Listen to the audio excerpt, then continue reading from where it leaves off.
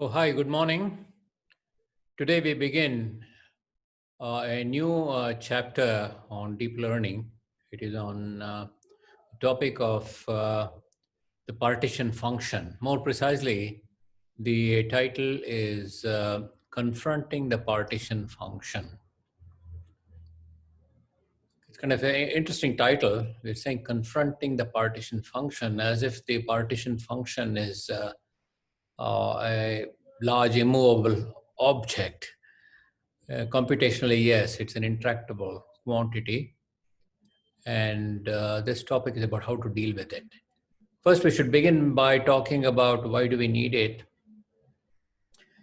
Recall that this is the topic of learning a probability distribution of data using a deep neural network. When we have a large number of connections, and we want to learn a distribution of complex data, we formulate it as an undirected graphical model. And an undirected graphical model captures the distribution in a form known as the Gibbs distribution. In the Gibbs distribution, there is a part which is referred to as the unnormalized probability distribution, where the values don't necessarily add up to 1.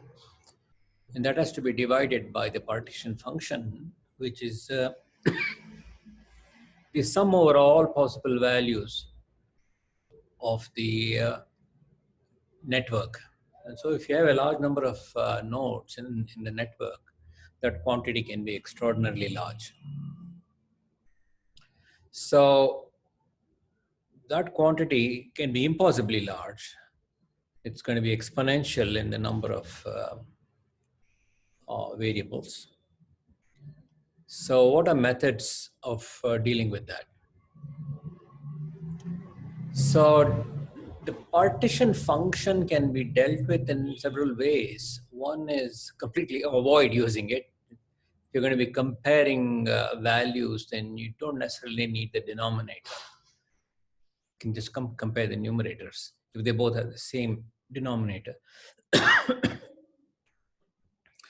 And another one is to actually go about it mathematically and to break it up and see what can be done with it.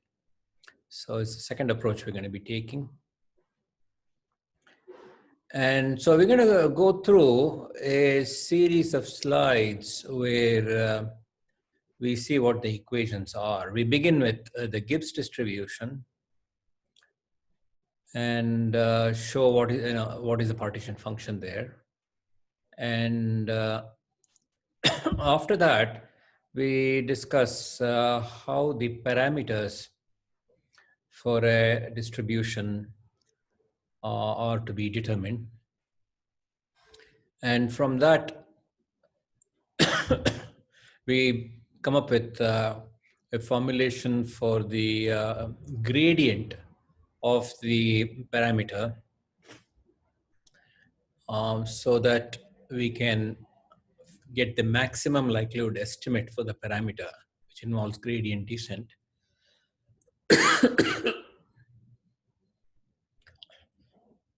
So then we move on to a particular series of algorithms and culminating in what's called as a contrastive divergence algorithm for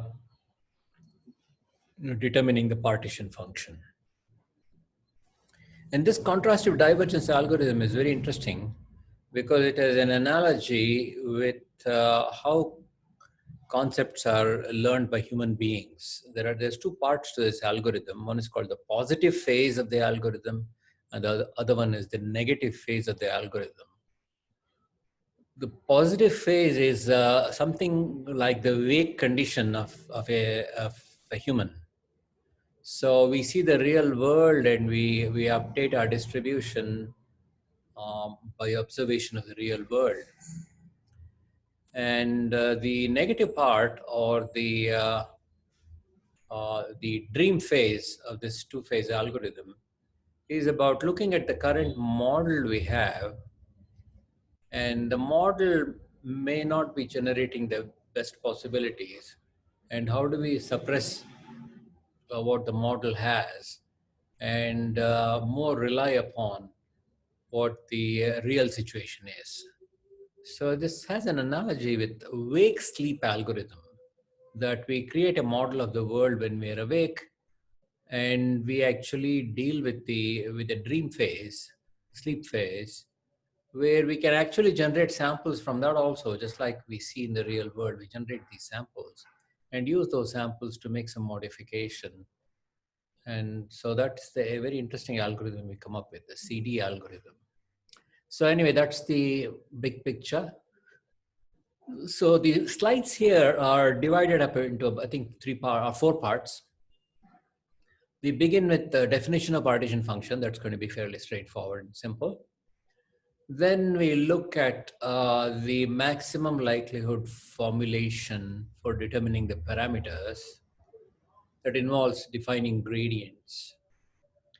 And the gradients are what are going to allow us to define the positive and negative phase. That's going to be in the next section. And then the final section for today, we will deal with algorithms to compute positive and negative phases. So let's begin with the first set of slides.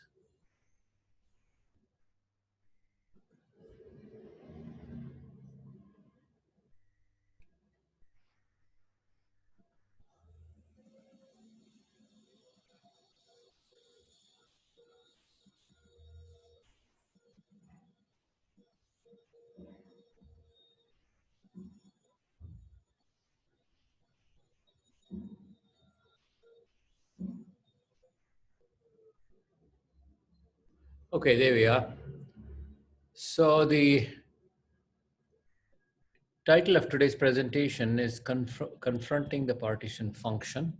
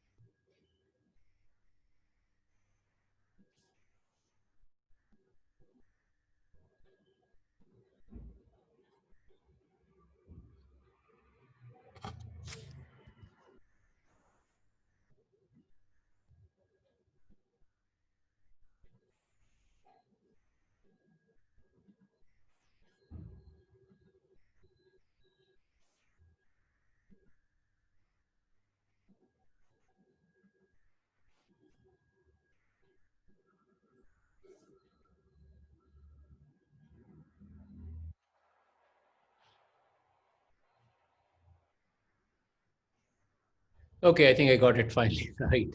It's on to slideshow now. Okay, I think you can see the slides now. It's confronting the partition function. So the topics within this chapter is first the definition of the partition function, the first set of slides.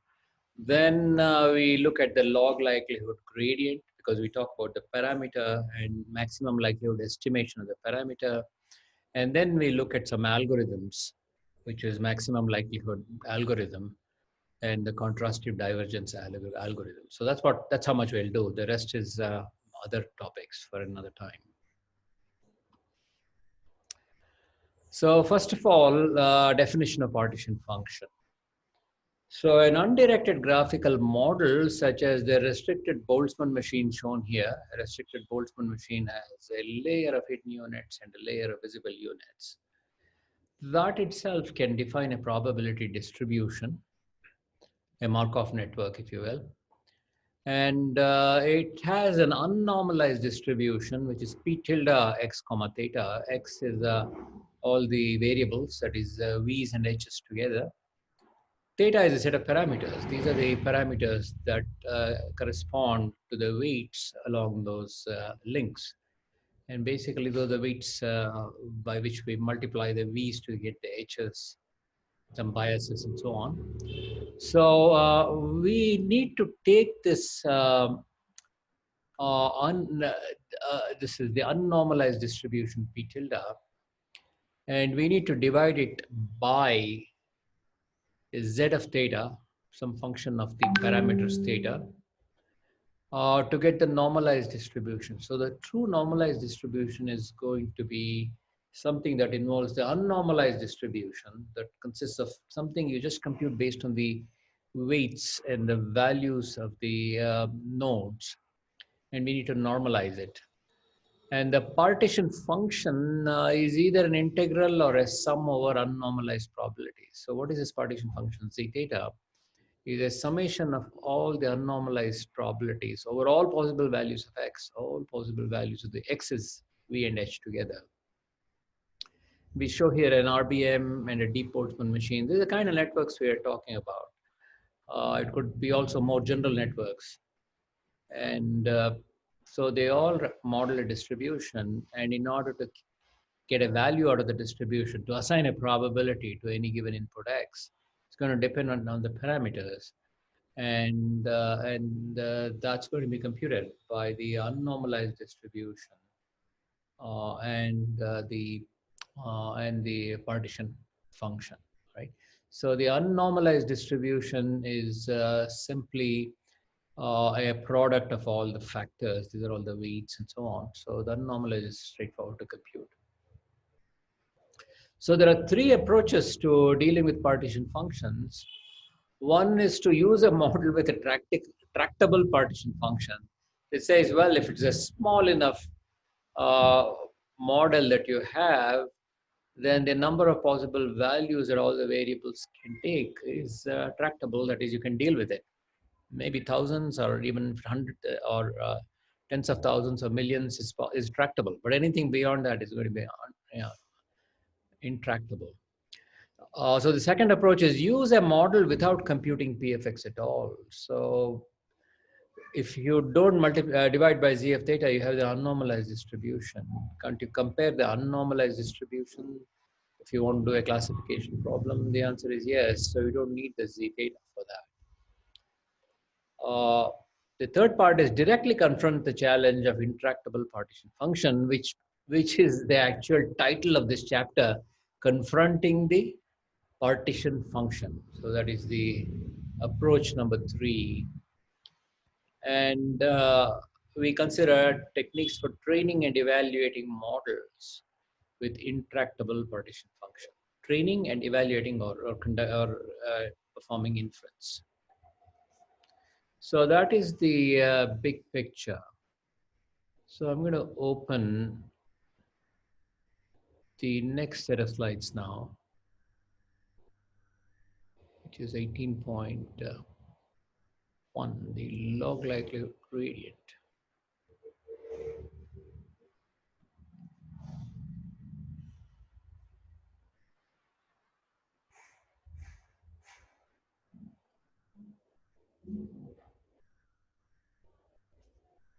Okay, hopefully this is visible to you now.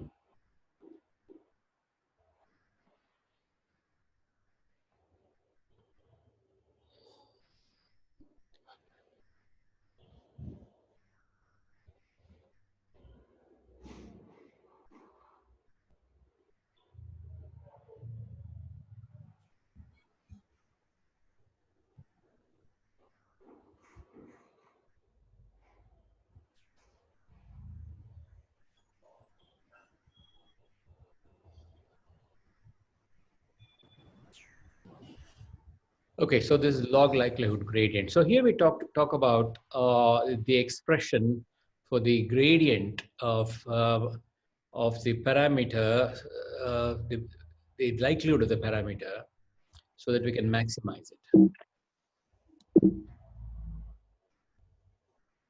All right, so log likelihood gradient is the topic.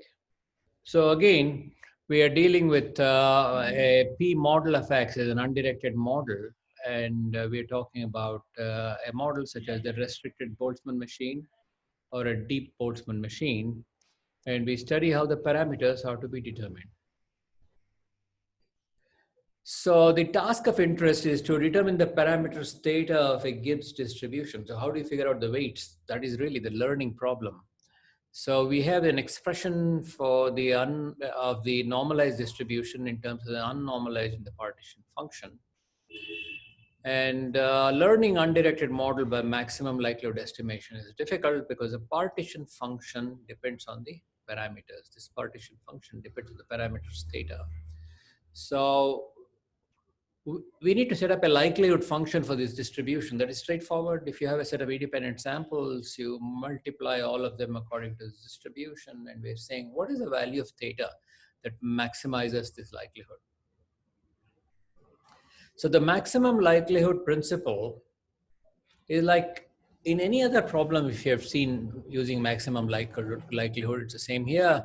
Given m independent identically distributed examples, x equal to x1 through x super m, from true but unknown distribution p data of x. So we have a true distribution data and we are given a set of examples, and we are learning a model which is a p model. That's a particular model which is whose architecture we have defined and whose weights we need to figure out, which is all these theta, which are the parameters parametric index by theta. It's parametric representation. And this model maps any x to the true probability p data. So the model has got to capture what is the true probability in the data. And the maximum likelihood estimate for theta is obtained by the theta that maximizes p model of a set of samples. This is a set of samples x over here. And we can take a product of the model over each of the samples. So in that sense, this is exactly the likelihood. We're saying argmax theta. So what is the value of theta that's going to maximize this quantity? Equivalently, by taking logarithms, theta maximum likelihood is argmax theta log p model. So we can always take the logarithm of this, and the same theta will maximize that also. In this case, the product becomes a summation, and the p model becomes a log p model. So replacing summation, and we can replace the summation by expectation with respect to the distribution we're dealing with here. So this is with respect to the theta, the empirical distribution of the data. And we're saying what is the expectation of log p model and argmax of theta. So we are stating the goal as an expectation of the log likelihood.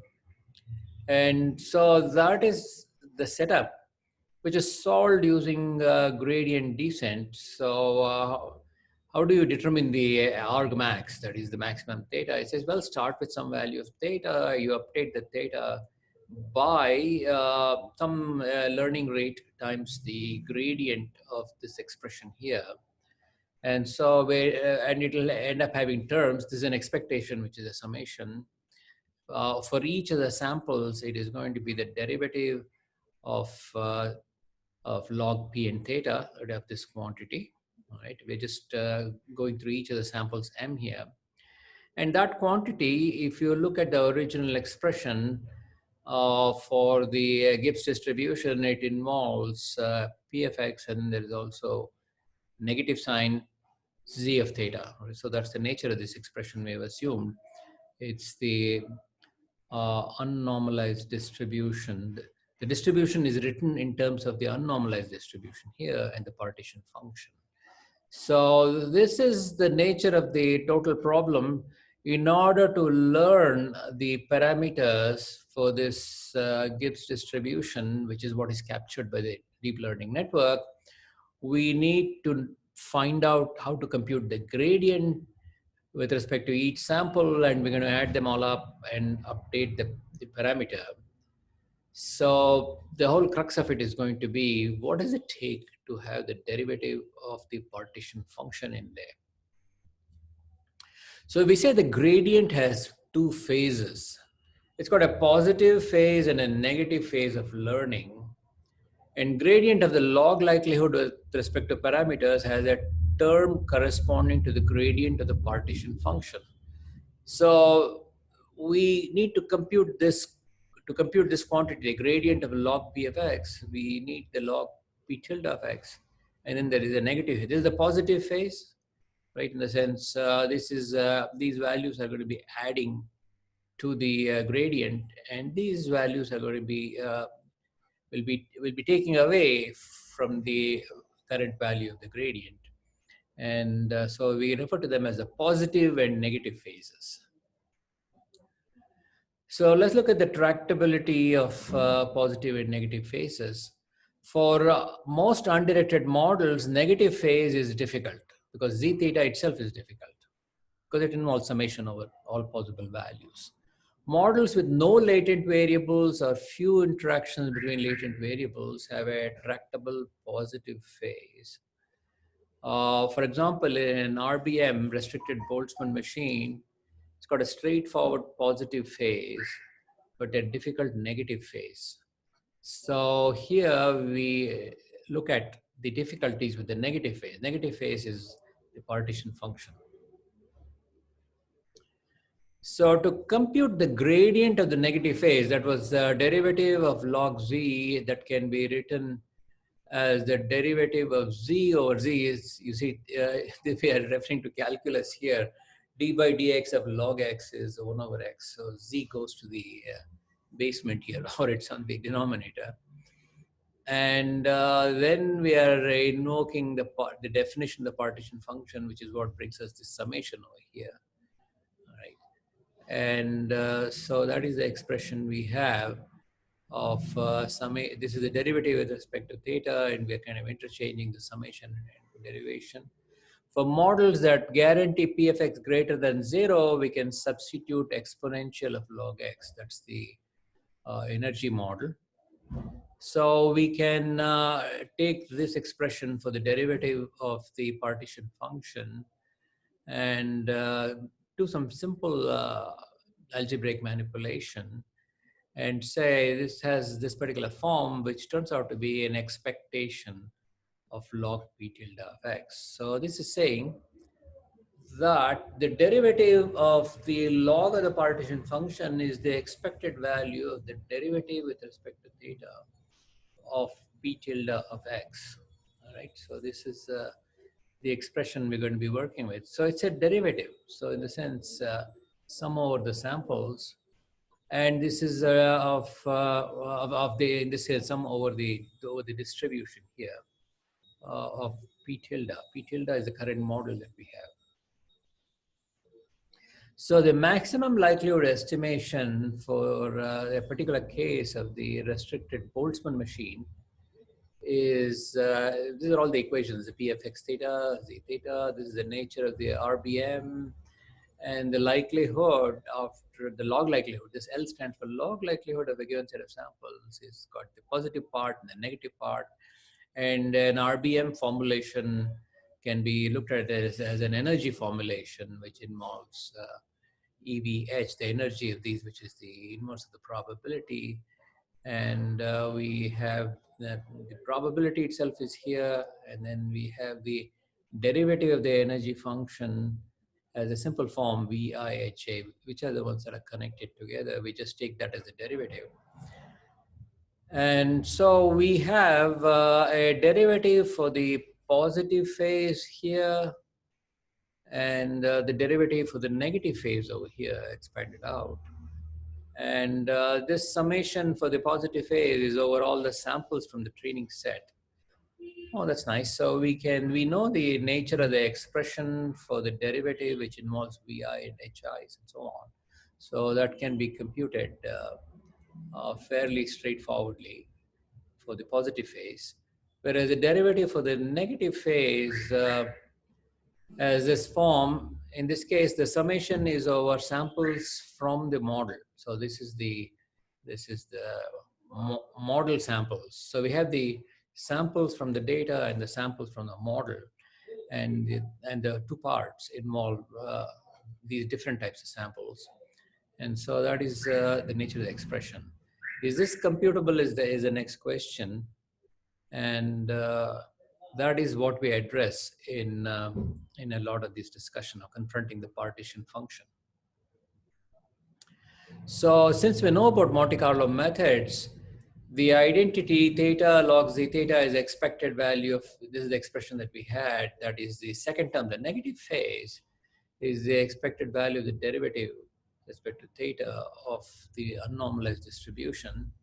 And this is the basis for the Monte Carlo methods for maximum likelihood estimations of models with intractable partition function. All right, so the positive phase increases log p tilde of x, and the negative phase decreases partition function by decreasing log p tilde of x drawn from the model distribution. All right, so that's again what we said earlier. Okay, so that is the formulation of this part. Now, the third part, which is the last of the three parts for today, is about converting all of this into an algorithm. So let me open that set of slides. Okay, I guess we have two more parts. One is RPM gradient.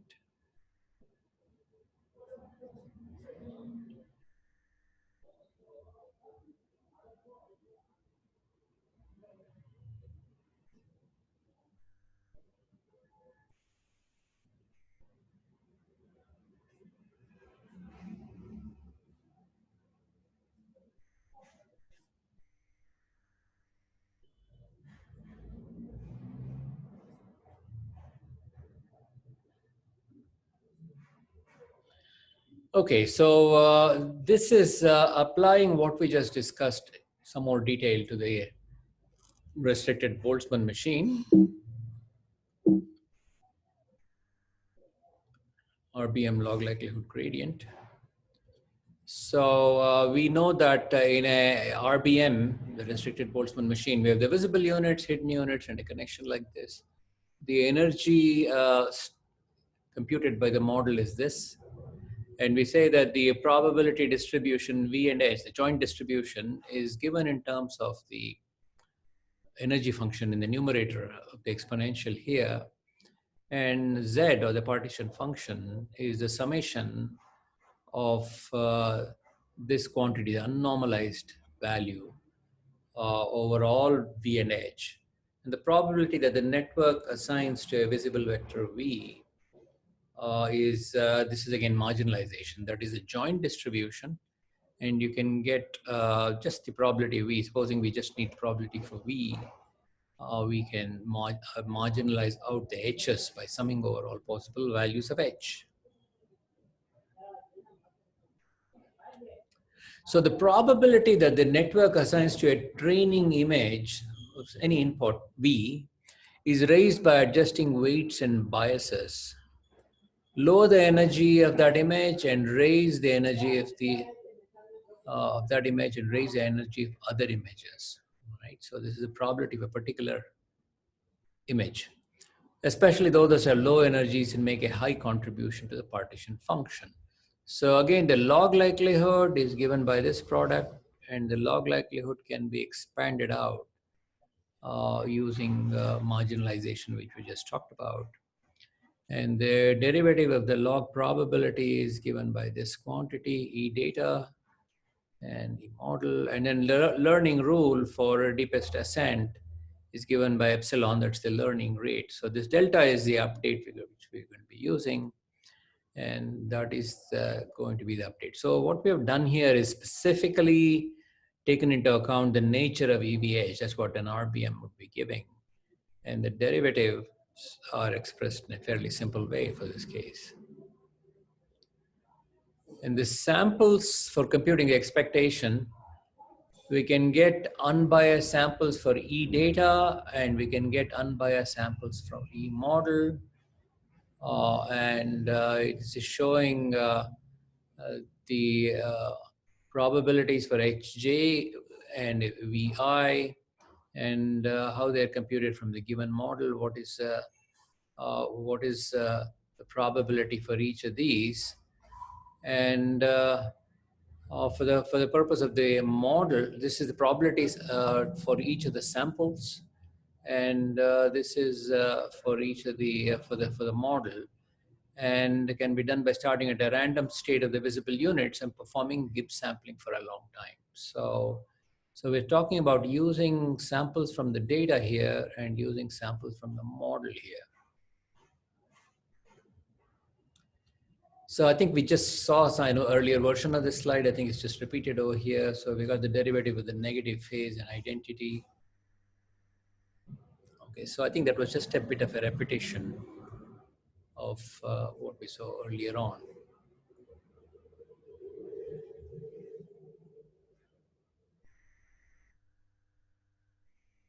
Okay, now we go to the actual algorithms part. That is the most interesting part of today's lecture. And this is a new share.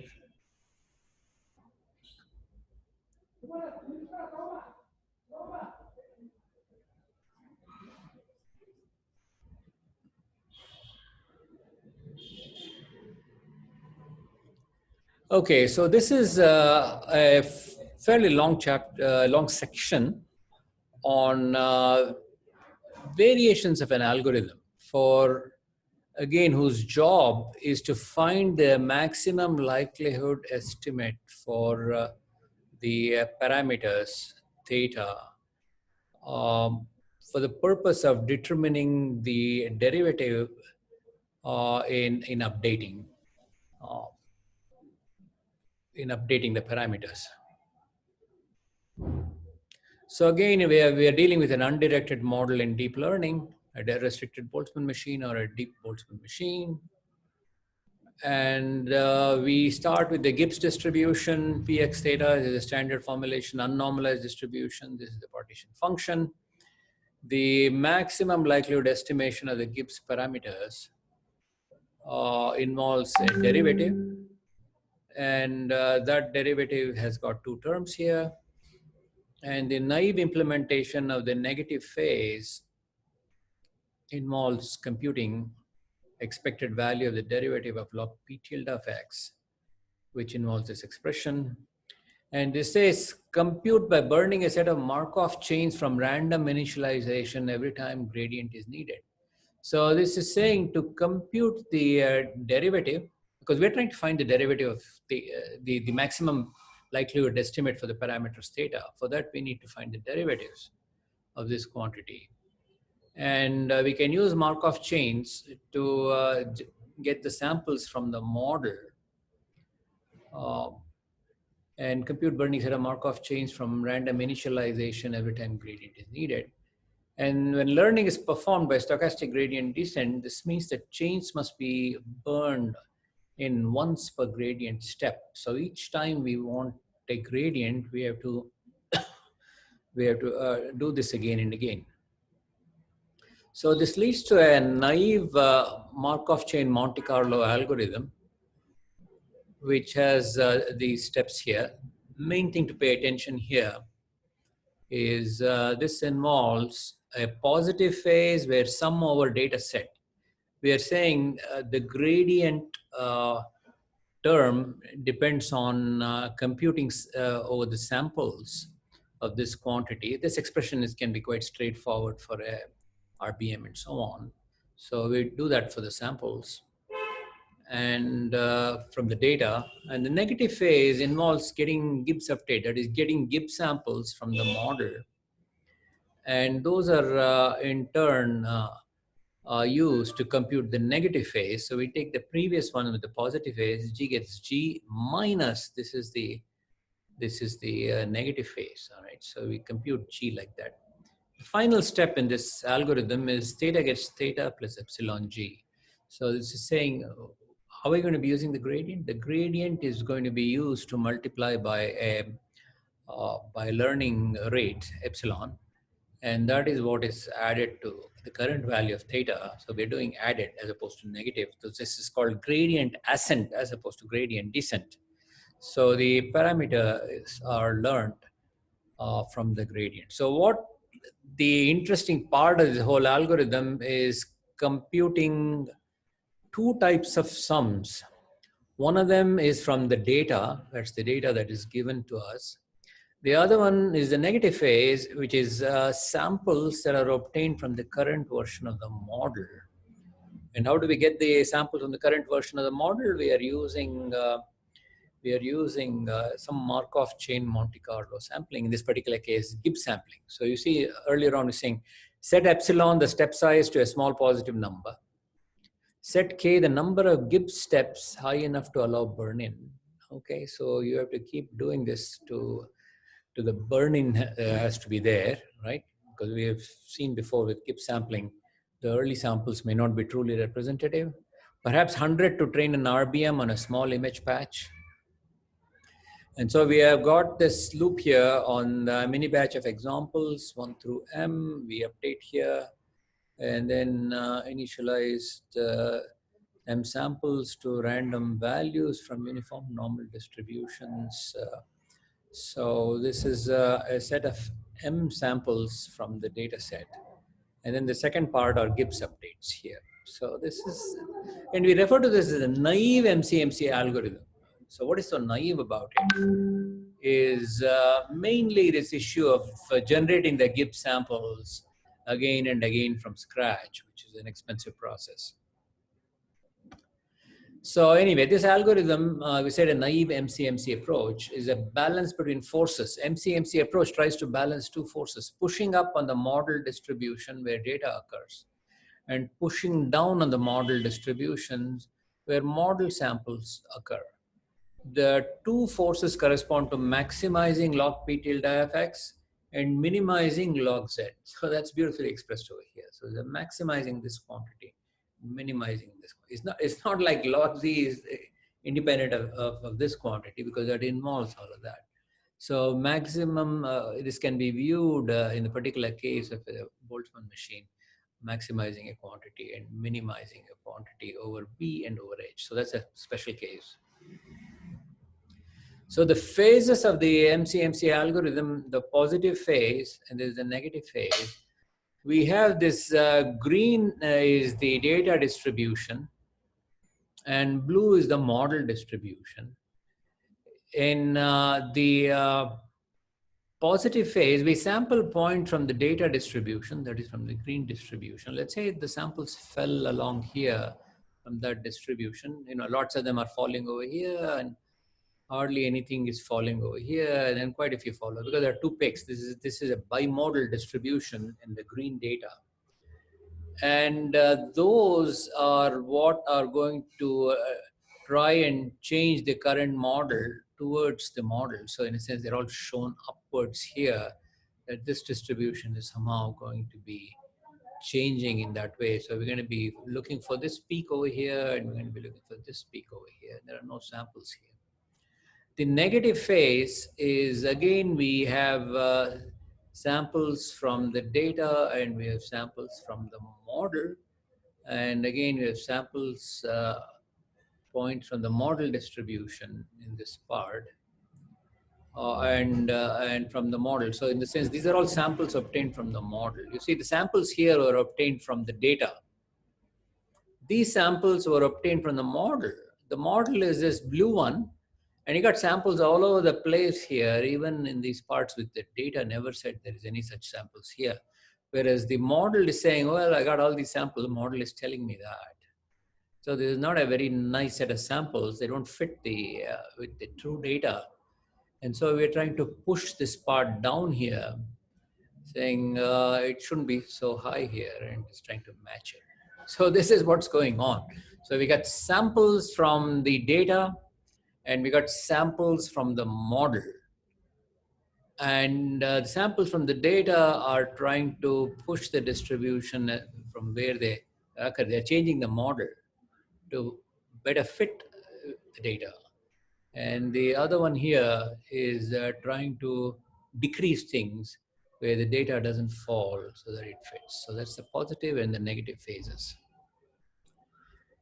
So negative phase involves drawing samples from the model's distribution. Can think of it as finding points that the model believes in strongly from the model's distribution. All right, model believes it strongly, because the negative phase acts to reduce probability of those points. They're generally considered to represent the model's incorrect beliefs about the world. So the model is generating samples and they are generally going to be an incorrect belief of the world. So referred to as hallucinations or fantasy particles. So we have particles from the real world and we have particles from the model, and these particles from the model is like, the brain has thought of this is the model of the world, it's generating samples. But those are all, something that's not to be totally believed in. So this is what is being shown here as a wake sleep phases of deep learning. So we have, again, this one slide, I'm trying to figuratively summarize what's going on. We have got a deep learning network which is capturing a probability distribution of this form, which involves a normalized distribution, an unnormalized distribution, and a partition function. And that is the complicated z theta of it. And we have a learning algorithm that's trying to figure out the thetas, and by using contrastive divergence, and that involves computing a derivative of theta so that we can update the value of theta. And that involves a positive phase, the same diagrams we just saw, and it's got a negative phase. And this diagram here talks about how human beings also, let's say, here's the sunlight and we are awake, and so we are during this time we are actually this is saying awakening here, and there is some serotonin is generated. There's some biological phenomenon here. When we have sunlight, we have serotonin being generated, and this is like it's looking at samples from the real world. In the negative phase, we have the eyes closed here, and we have melatonin. This is generating samples from the model, which is what we have thought of the world to be. And these are the samples that are going to be important in updating the model. And there's a current thinking here, the samples generated from it are going to be suppressed so that the other ones can take over. That's a positive and the negative phase. So this is a bit of a biological interpretation of what's going on in contrastive divergence now in this approach to learning. So the neuroscientific analogy is the negative phase proposed as explanation of dreaming in humans and other animals. And the brain maintains a probabilistic model of the world. It's like we were given all these samples, like let's say we're dealing with handwritten digits. So we are given many, many examples and we construct a model in our brain. This is probably what they are. And we are, of course, given labeled samples. And then we have a model here. This is saying the model may be not a perfect model. So we keep on changing the model until it fits the real world data. So it follows the gradient of log p tilde when experiencing real events while awake, and follows the negative gradient of log p tilde to minimize this quantity while sleeping and experiencing event sample from the present model. This is not exactly proven with neuroscientific experiments. And here it's necessary to use positive and negative phases, which may not exactly be the same that goes on in the human brain. A design less expensive than MCMC is given positive and negative phase of learning. We can design a less expensive alternative to naive MCMC. And the main cost of naive MCMC is the cost of burning in the Markov chains from a random initialization at each step. So we are going to need samples, give samples from the model, and that is the cost of this. And the solution is to initialize Markov chains from a distribution that is very close to the model distribution, so that the burn-in operation does not take many steps. So this says a solution is you use a distribution that is very close to the model distribution. So that's what contrastive divergence algorithm does. CD or CDK to indicate CD with K Gibbs steps. And the algorithm initializes the Markov chain at each step with samples from the data distribution. So this says, rather than using simple Gibbs sampling, use samples from the data distribution. And obtaining samples from data distribution is fixed because they're already in the data set. So the CD algorithm intuition is initially data distribution is not close to model distribution, so the negative phase is inaccurate. Positive phase can increase model's data probability. After positive phase has had a time to act, the model distribution is closer to the data distribution, and the negative phase starts to become more accurate. So the contrastive divergence algorithm is stated as algorithm 18.2. It's the next version of the same algorithm we just saw. And this involves, again, the same kinds of things: epsilon, k step size, k is a number of Gibbs steps, and then we move on to talk about the positive phase. It looks like the same thing. And the negative phase, this is about the same algorithm then. But what we're saying is negative phase, Gibbs samples from the model initialized with training data are used to determine the gradient update. So we're saying the Gibbs samples are not arbitrary, but they've been initialized with the training data so that we can do that more efficiently. So contrastive divergence. So there are two different things. One we are increasing, the other one we are decreasing. In that sense, we are increasing the divergence between the two parts. CD is still an approximation to the correct negative phase. The main way that CD qualitatively fails to implement the correct negative phase, it fails to suppress regions of high probability. All right, there are some caveats about this. How negative phase fails to suppress spurious modes. So this is an explanation of some spurious modes. We don't need to look at such detail on this. So CD is useful to train shallow models like RBMs. These can in turn be stacked to initialize deep models like DBNs or DBM. DBN is deep belief networks. DBMs are deep Boltzmann machines. Simply stacking one on top of the other is a deep Boltzmann machine. DBN involves a combination of undirected and directed models. However, CD does not provide much help for training deeper models directly. So CD is good for shallow models like RBMs, but it's not the final solution for learning more general deeper networks. So let's see, maybe we can, oh, there is a variation of it called stochastic maximum likelihood. And this is yet another version which looks similar. Persistent contrastive divergence algorithm uses gradient ascent. So there's one more variant of it. So we can conclude this part by saying we have described methods to learn parameters for a Gibbs distribution captured by the by a deep neural network, not necessarily very deep. And the algorithm works by having two parts to it, a positive phase part and a negative phase part. The positive phase part involves using samples from the data set, and the negative involves generating samples from the model. And why are we doing these things? To compute the update to the parameters, right? It's not the parameters themselves, it's just the update. Compute delta theta, and that delta theta or del theta with learning rate is used to update the parameters theta. So what happens in all of this is we proceed to learn the parameters of a distribution.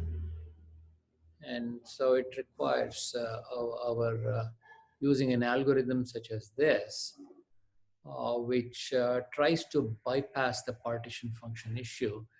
With RBMs, some simplification is afforded. Okay, so that is about this part. We still have some 3 subparts left in confronting the partition function. We can cover that next time. Okay. All right. Are there any questions for today?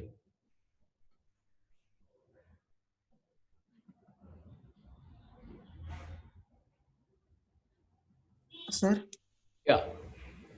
Yeah, The negative part, actually, practically, it is fine to understand to push down the distribution as you mentioned, but Mm-hmm. theoretically, why we have to push down the probability distribution of the negative part? Um, you keep that example in mind where we had two modes, right? So Yeah.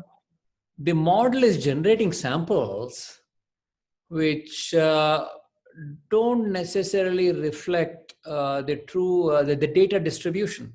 The model is not exactly a good fit. So it is getting samples which needs to be used in a negative way, saying push it down. You know, keep that in mind. The samples were coming from the model in parts where there are no samples in the data. So Okay. you know the model is generating spurious samples, Okay. and we are saying, oh, okay, so those samples should be used to push the distribution down because they don't exist. So we keep on discounting the samples generated by the model, and so that eventually together they form a fit, because these play a role in both the positive part and the negative part. We keep on pushing the things down on the negative part where we're summing over all the samples. And But yeah, okay, go yeah, ahead. but finally we have to learn the model distribution only, right? Yeah, no, the model is the current version of the word. Truly, we are learning the data distribution. So we have the data Yeah, yeah. distribution. The data is the real world. The model has to fit the data. The current model is not exactly fitting the data. So we says, how do we change it? How do we keep on changing the model, right? So All right. our ultimate is P data, because and the P model is something that needs to be updated. And P model depends on theta.